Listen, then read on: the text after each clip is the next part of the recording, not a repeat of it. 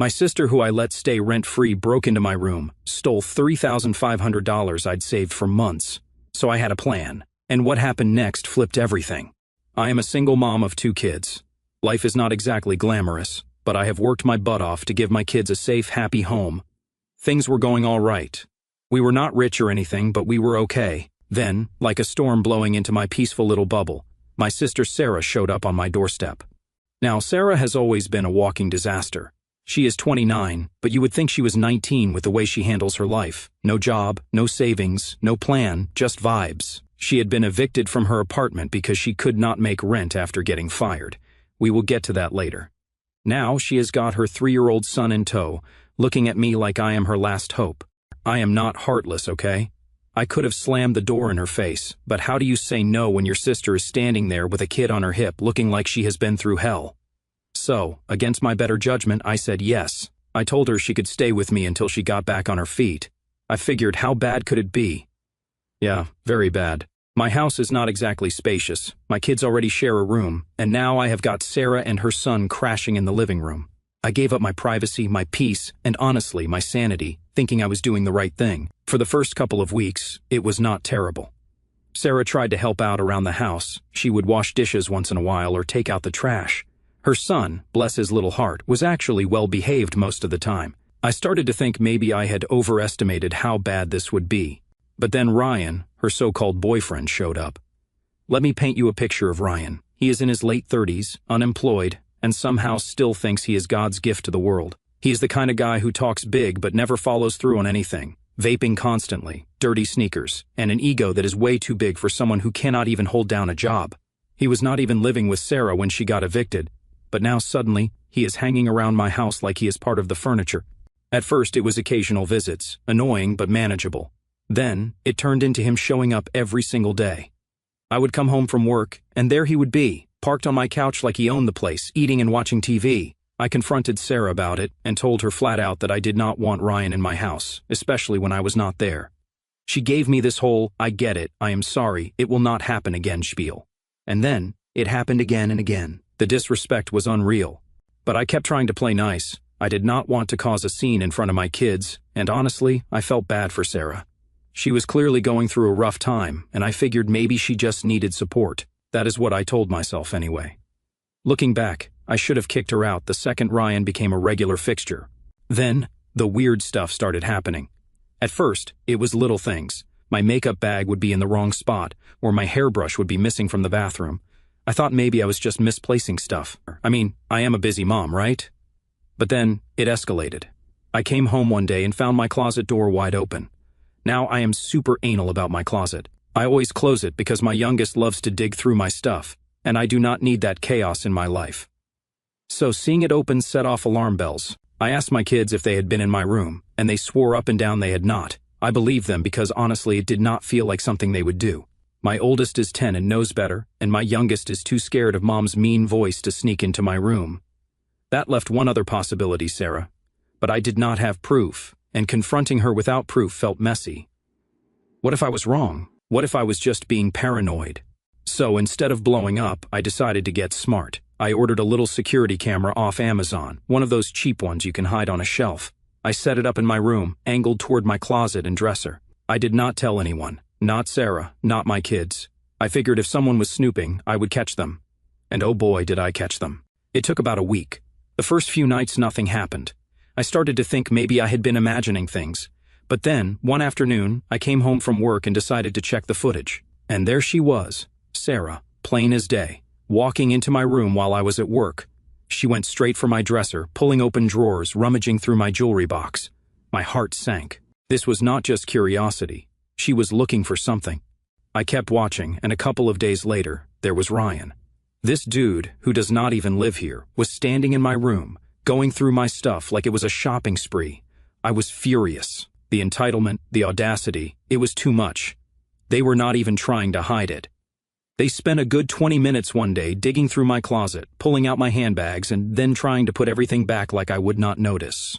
At that moment, I knew I could not let this slide. But I did not want to confront them just yet. I wanted to make sure I had everything lined up, so I waited. I checked the footage every day, and every day there was more. Sarah, Ryan, sometimes even together, snooping through my room while I was out busting my ass at work. It felt like a betrayal on a level I could not even process. Sure, I had all the proof I needed. Clear footage of Sarah and Ryan snooping through my room like they were on a treasure hunt. You would think that would be enough to kick their asses out right then and there, but I wanted to play it smart. If I went off without a plan, Sarah would twist the situation and somehow make me the bad guy. So, I waited, stewing in my anger and trying to figure out my next move. The tipping point came a few days later. I came home from work, and my bedroom door was locked. That immediately set off alarms because I am the only one with a key, and I never lock it unless I am inside. My stomach dropped. I jiggled the handle, and sure enough, it was locked tight. I banged on the door yelling, "Who is in there?" No answer. My blood was boiling at this point. I grabbed the spare key from my kitchen drawer, unlocked the door, and walked into pure chaos. My dresser drawers were open, my closet was a mess, and one of my handbags, the one I had been using to save cash for my kids' Christmas, was missing. That bag was not just sitting out, it was buried under several other purses, tucked away in a corner of my closet. Whoever took it knew exactly what they were looking for. My heart sank because I knew it was Sarah and Ryan. I dropped everything and checked the footage from the camera. There it was, Sarah, bold as hell, walking into my room earlier that day with Ryan right behind her. They did not just look around, they tore through my things like animals. And then, clear as day, Sarah pulled out the handbag, opened it, and pocketed the cash. $3,500. Gone. You do not understand how hard I had worked to save that money, late nights, skipped meals, and sacrificing every little treat I might have wanted for myself. Also, my kids could have an amazing Christmas. And here comes Sarah, taking it like it was her money, like I owed her something. I could not even cry, I was too angry to cry. I called Sarah immediately, but of course, she did not pick up. I called again, nothing. I texted her, "Where the hell are you? We need to talk now." No response. The audacity of this woman to not only steal from me but then ghost me like she was not hiding something. It was unbelievable. Hours later, Sarah and Ryan finally showed up. They walked in all casual, like they had not just ransacked my room. That was it for me. I stood in the living room, arms crossed, and said, "Where's my money?" Sarah stopped dead in her tracks. "What money?" she asked, feigning innocence like she did not know exactly what I was talking about. "The $3,500 you stole from my handbag. Do not even try to play dumb, Sarah. I have it all on camera." Her face turned pale, and Ryan started shifting uncomfortably. "I did not take anything," she stammered. "You must have misplaced it." "Misplaced it? Are you kidding me?" "Cut the crap," I snapped. "I saw the footage. You and Ryan were in my room going through my stuff. You took the handbag, and you took the money. Do not even try to lie to me." That is when Sarah broke down, crocodile tears and all. "I did not have a choice," she sobbed. "I needed it for bills, for my son." The nerve of her to drag her kid into this mess. I wanted to scream, but I kept my cool. "Bills? Do not give me that. You have been living here rent-free, eating my food, using my electricity, and this is how you repay me?" Ryan, of course, tried to play the tough guy. "You do not have to talk to her like that," he said, stepping forward like he was going to intimidate me. Big mistake. I looked him dead in the eye and said, "You do not get to talk to me at all. You do not pay rent, you do not contribute, and you are not welcome here. So, unless you are about to hand me $3,500, shut your mouth." I told Sarah she had until the end of the day to give me my money back, or I was calling the cops. She started pleading, saying she did not have it anymore. "What do you mean you do not have it?" I asked. That is when she admitted she and Ryan had already spent most of it on takeout, gas, and other nonsense. My jaw hit the floor. "You are telling me you blew $3,500 in a matter of hours? Are you serious right now?" She kept crying, and Ryan just stood there like an idiot. I told them both to get out of my house. "You have got until tonight to figure out how to pay me back," I said, "and if you do not, I am pressing charges." Sarah tried to guilt me. "You are really going to call the cops on your own sister? What about my son? What about family?" That was the last straw for me. "Family?" I shot back. "Family does not steal from each other. Family does not lie and manipulate. You are not family, you are a leech. Now get out."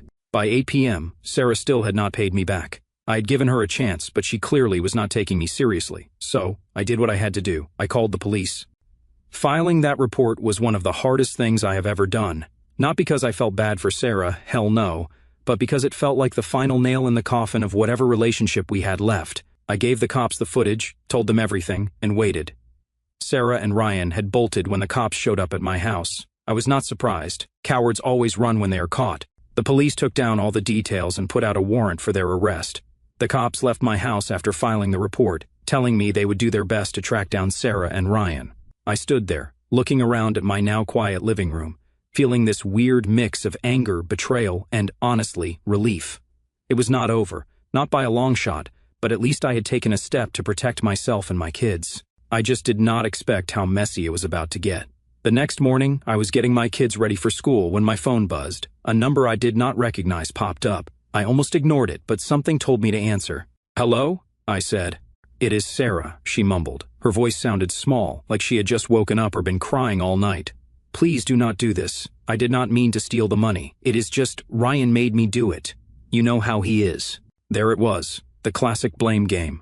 I was not falling for it. "Do not even try that, Sarah," I said. "You are a grown-ass woman. You made a choice. You went into my room, you took my money, and now you are dealing with the consequences."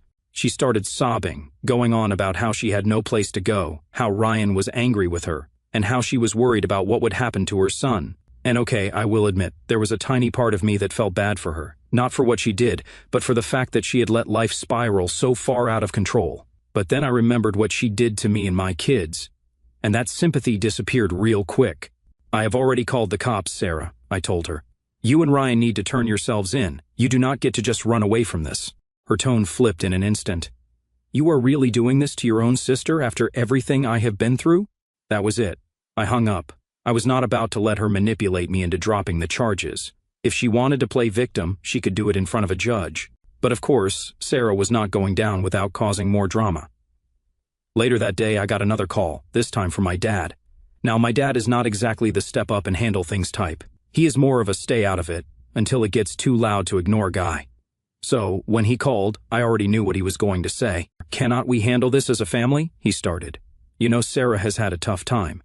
Maybe she made a mistake, but calling the cops is not that a bit much?" "Dad," I said, trying to keep my voice steady, "this is not about a mistake. She stole $3,500 from me. That is not a mistake, that is a choice. And it was not just the money. She has been lying, sneaking around, and letting Ryan disrespect my home. I have put up with enough." He sighed, that heavy, disappointed dad sigh. "But she is your sister, and I am her sister," I shot back. Did that stop her from stealing from me? Did she think about my kids' Christmas when she took that money? No, she did not care about anyone but herself. He did not have much to say after that. Typical. He just mumbled something about hoping we could work it out and hung up. I was so frustrated, I had to step outside just to breathe for a minute. Family can really push your buttons in ways no one else can, you know? Meanwhile, Sarah and Ryan were still on the run. The cops could not find them, and no one in the family seemed to know, or wanted to admit they knew, where they were. I figured they were holed up somewhere, hoping this would all blow over. But then 2 days later, Sarah made the dumbest move possible. She came back to my house. The next morning, around 10:30 a.m., I heard a knock at the door. My first thought was, who the hell is bothering me now? I got up, peeked through the window, and nearly lost it. It was Sarah. She stood there on my porch, looking completely out of place, like she had no clue what kind of storm was about to hit her. When I opened the door and saw her standing there, looking like an absolute idiot, I did not even think. I just acted. Before she could say a word, I punched her right in the face. It was not a hard punch. I did not want to break her nose or anything. Well, maybe I did, but it was enough to let her know I was not here for her bullshit. She stumbled back, holding her face, and immediately tried to run. Not a chance. I grabbed her by the arm and yanked her inside the house. "Oh no, you do not," I hissed. "We are having this conversation right now." She looked around the room, like she was expecting Ryan to pop out and save her, but he was nowhere to be found. She was completely alone. I crossed my arms and stared her down. "Where is my nephew?" I demanded. She stammered something about him being with her childhood best friend, Alex. I did not believe her for a second. "Call Alex right now," I snapped. "I want proof." Sarah hesitated, but she must have realized I was not playing around because she pulled out her phone and called Alex, a video call, because I was not about to take her word for it. When Alex answered, there was my nephew, safe and sound, sitting on her couch and munching on snacks. Thank God for Alex. That woman is an absolute angel, and if it were not for her, I do not know what would have happened to that poor boy. Once I knew my nephew was safe, I turned my full attention back to Sarah. "Where is my money?" I asked, my voice low and steady. I could see her flinch at the question, but I did not let up. "Do not even think about lying to me, Sarah. Where is it?" "It is gone," she mumbled, barely meeting my eyes. "I know it is gone," I snapped. "What I want to know is where it went." That is when she gave me the dumbest, most infuriating answer I have ever heard in my life. She looked me dead in the eyes and said, "Ryan and I spent it on DoorDash, going out to eat, and marijuana." I just stood there, staring at her, trying to process what she had just said. DoorDash? She spent $3,500, my kids' Christmas money, on DoorDash and weed? Not bills, not necessities, not even something remotely understandable. She blew it all on junk food and her shitty lifestyle. She must have thought I was about to hit her again because every time I moved, she flinched, but I did not. I just kept staring at her, letting the weight of her stupidity settle in. After what felt like an eternity, I finally said, "You are a dumb bitch." Her face crumpled and she started crying. I did not care. She needed to hear it. "Explain yourself," I demanded, "right now." Sarah started rambling, talking in circles about how she did not know what else to do, how Ryan convinced her it was the only way, how she was desperate. I was not buying any of it. She did not steal from me because she was desperate. She stole from me because she thought she could get away with it. "And you thought DoorDash was the best use of my money?" I snapped. "You thought my kids' Christmas was less important than some fast food and weed? Do you have any idea what you have done?" She just stood there, crying and shaking, but I was not done. "You did not just steal from me, Sarah. You stole from my kids. You ruined their Christmas. You ruined everything I worked so hard to give them. And for what? A bag of food and a high?" Her sobs got louder, but again, I did not care. I was too angry, too hurt to feel sorry for her. "You are pathetic," I said. "Absolutely pathetic. And if you think for 1 second I am going to let you off the hook for this, you are even dumber than I thought." I took a step back and let out a deep breath, trying to calm myself down. "Here is what is going to happen," I said, pointing at her. "You are going to leave my house right now. You are going to stay gone, and you are going to deal with the cops when they come for you. Because make no mistake, Sarah, I am pressing charges." She looked at me like I had just ripped her heart out. "You cannot do that," she said. "You cannot call the cops on your own sister." "Watch me," I said. Sarah was still standing in my living room, looking like a deer caught in headlights. The audacity of her even showing up at my house after everything was mind-blowing. But what she said next took things to a level I was not prepared for. "I was not looking for your money," she mumbled. "I was looking for your handgun." The sound of my heart pounding in my chest was the only thing to be heard. "My handgun? She was looking for my handgun?" I carry it with me everywhere because I have a concealed carry license, and the idea of her or Ryan getting their hands on it made my blood run cold. "What the fuck are you talking about, Sarah?" I asked, my voice sharp enough to cut glass. She fidgeted, avoiding eye contact. "Ryan thought we could use it to go to my old job and, scare them a little, get revenge for firing me." I stared at her, dumbfounded. "Are you kidding me right now? You are going to take my gun to threaten someone at your old job? What the hell is wrong with you?" She stammered something about how it was not really her idea, how Ryan convinced her it was the only way to make things right. But I was not buying it. "You are a grown-ass woman, Sarah," I snapped. "You do not get to hide behind Ryan. You made a choice, just like you made a choice to steal from me." Then something clicked in my brain. "Why were you fired anyway?" I asked. "You told everyone it was because of layoffs." Her face flushed and she started stammering again, trying to come up with an excuse, but I was not letting her off the hook. "Tell me the truth, Sarah, right now." She finally broke. "Okay, fine," she said, crossing her arms like a petulant teenager. "I got fired because me and a few CO workers were taking stuff from the registers." My jaw hit the floor. "You mean stealing?" I said, my voice dripping with disbelief. "It was not that much," she muttered, "and we were not even paid enough anyway. We wanted free merchandise since the discount was not enough." I could not believe what I was hearing. She was making $19.50 an hour at a small, family-owned grocery store, and she thought she was entitled to more. "How much did you take?" I demanded. "About $690, she admitted, though the way she said it made me think it was probably more. "And your boss let you off with just paying it back?" I asked, incredulous. She nodded. "Yeah, but I did not pay it back. I could not." That is when Ryan said, I cut her off. "Stop blaming Ryan. This is your mess, Sarah, and you just keep making it worse." She looked down at the floor, her lip trembling like she wanted to cry again. But I was not done. "And why were you evicted?" I asked. "Let me guess, you could not pay rent, right?" Her head snapped up and she looked panicked. "That was not my fault," she said quickly. "The landlord did not like Ryan staying there." I raised an eyebrow. "What does that have to do with anything?" She hesitated before finally admitting the truth. I told the landlord that if he did not let Ryan stay, I would get some people to rough him up. I could not help but laugh, not because it was funny, but because I was so disgusted that I did not know what else to do. So you threatened your landlord? I said. That is why you got evicted?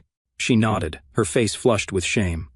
He filed a police report and gave me 10 days to leave. I stared at her, absolutely floored by the sheer stupidity of her actions. And where was your son during all of this? I asked, my voice cold. He was with Alex, she said quietly. Ryan did not want him around, so I dropped him off there. That was it. That was the moment I snapped. All the anger, frustration, and betrayal that had been building up inside me exploded. You abandoned your son? I yelled. You dumped him on Alex so you could run around with Ryan, stealing and threatening people? She tried to say something, but I was not done. Do you even realize what a terrible mother you are? You do not deserve that kid, Sarah. He is better off with Alex. Hell, he is better off with anyone but you. I told her right then and there that I was going to help Alex get custody of her son. He deserves better, I said, and you clearly cannot provide that.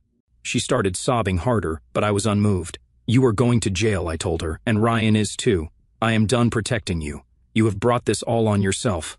At this point, I was yelling so loud that I'm pretty sure the neighbors heard me.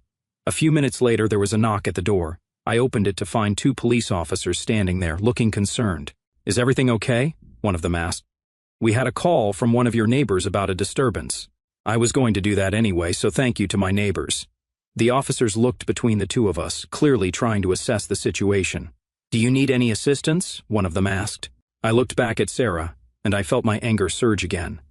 No, everything is not okay, I said, my voice steady but firm. Let me tell you exactly what is going on. I proceeded to lay it all out for the officers. How Sarah and her boyfriend Ryan had stolen $3,500 from me. How I had footage of them rifling through my room. And how she had the audacity to show up at my house today, trying to weasel her way out of it. Sarah tried to interrupt, but I was not having it. Do not even try, I snapped at her. They will see the footage for themselves. The officer nearest to Sarah looked at her and asked, Is this true? And then, she pulled her most predictable move yet. She tried to play the victim. She gave me the money, Sarah said, her voice all shaky like she was about to cry. She just forgot. I was only here to talk things out. I nearly lost it. You unbelievable Sarah, I said, my voice rising. I gave you nothing. You stole it, and I have got it all on camera. The officer raised a hand to calm me. All right, let us sort this out, he said. Do you have that footage handy? I told them the previous officers already had the footage, and they nodded, noting it in their report. One officer asked Sarah for her ID and stepped outside to run her name. Less than 2 minutes later, he came back inside. Ma'am, he said to Sarah, you have got a warrant out for your arrest. I am going to need you to stand up. Sarah's face turned white. A warrant? For what? She sputtered. For failure to pay back stolen money to your former employer, he replied. We are taking you in. I should have felt bad seeing my sister get cuffed right there in my living room, but all I felt was a deep sense of justice. Actions have consequences, and she had been dodging hers for far too long. As the police prepared to take her outside, they searched her and found some cash in her pocket. One of the officers handed it to her and asked, Is this all you have got? Sarah, in her infinite stupidity, turned to me and said, Here, take this back. I looked at the bills, $24.76. I counted it just to be sure. Keep it, I told the officer. She is going to need it more than I do. The officer asked Sarah how she got to my house, and she reluctantly admitted that Ryan had dropped her off. Where is Ryan now? The officer asked. She hesitated before finally mumbling, He is parked around the corner. The officer went to check, and sure enough, Ryan was sitting in the car, knocked out like he did not have a care in the world. When they woke him up and ran his name, they found his record was even worse than Sarah's. He was cuffed on the spot and tossed into the back of another squad car. With both of them finally out of my house, I closed the door and let out a long breath. I should have felt relief, but instead, I just felt exhausted. How did it even get to this point? Sarah's mom, who for the record is not my mom, called me later that night and lit into me like I was the villain of the century. How could you do this to her? She screeched. She is your sister. You are ruining her life. I let her finish her rant before calmly replying, If you had raised her right, maybe we would not be here. But you did not, and now she is my problem. And trust me, I am handling it. She called me a bitch and hung up. I blocked her number immediately. If she wanted to bail Sarah out, she could do it on her own dime. I was not lifting a finger to help anymore. The court hearings wrapped up last week, and let me tell you, it was a ride. Watching Sarah try to weasel her way out of accountability, the judge was not having any of it. Between the footage of her and Ryan breaking into my room, her own recorded confession about looking for my handgun, and the testimony from her former employer about her stealing from the grocery store, she did not have a leg to stand on. Her crocodile tears and excuses about doing it for her son fell on deaf ears. The sentencing came down to this. Sarah was sentenced to 18 months in jail, and was also ordered by the court to pay restitution. This sentence came for theft and breaking and entering, with a possibility of parole after 12 months if she demonstrates good behavior. Ryan, on the other hand, got hit harder, 2.5 years behind bars for his prior record and involvement in the whole scheme. Apparently, his record had more skeletons than we knew about, including outstanding warrants for fraud and possession of stolen property. The best news out of all of this? Alex now has full custody of my nephew. The court did not even hesitate once the truth came out about Sarah abandoning him while on the run with Ryan. Between that and the testimonies from family and the neighbors who had seen Alex taking care of him, it was clear Alex was the best choice.